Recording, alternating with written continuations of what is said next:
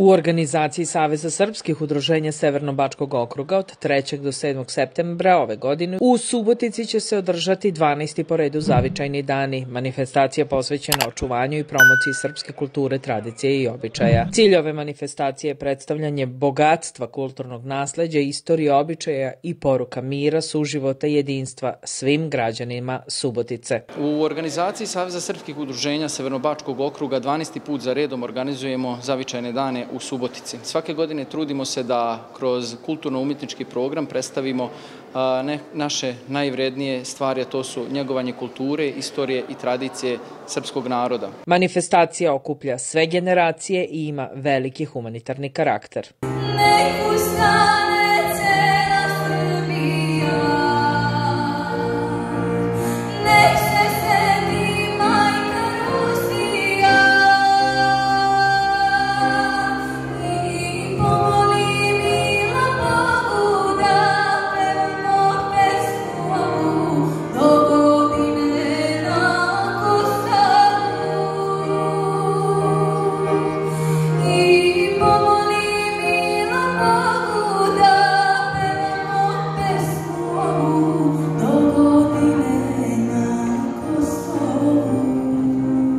Meni je čast i zadovoljstvo što sam ove godine odabran da primim nagradu povodom novih zavičajnih dana, kako rekoste, i da to na neki način bude potvrda jednog dugogodišnjeg rada mog u dokumentarnoj struci, odnosno kada je istorija u pitanju, i saradnje sa zavičajnim udruženjima koja postoje ovde na teritoriji grada Subotice. Više od 10 godina se bavim dokumentarnim radom, kada je u pitanju i film i kada je u pitanju televizija, a i u školi kao profesor istorije, i onda mi ovo predstavlja jednu vrstu potvrde da to što sam radio neko prepoznaje, neko želi da nagradi i želi da podsticaj da nastavim i dalje sa više možda elana, možda više iskustva i sa nekom vrstom koncentracije da ovu nagradu na neki način ne pokvarim, već da se trudim da budem bolji, pa da to bude i dalje potvrda da su ljudi koji organizuju zavičajne dane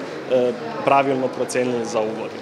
Sva zavičajna udruženja, njih 11, u okviru Saveza srpskih udruženja ne samo da vode brigu o svojim članovima, već pomažu i najugroženijim porodicama i sugrađanima organizujući brojne manifestacije i podelu skromnih nagrada u skladu sa mogućnostima.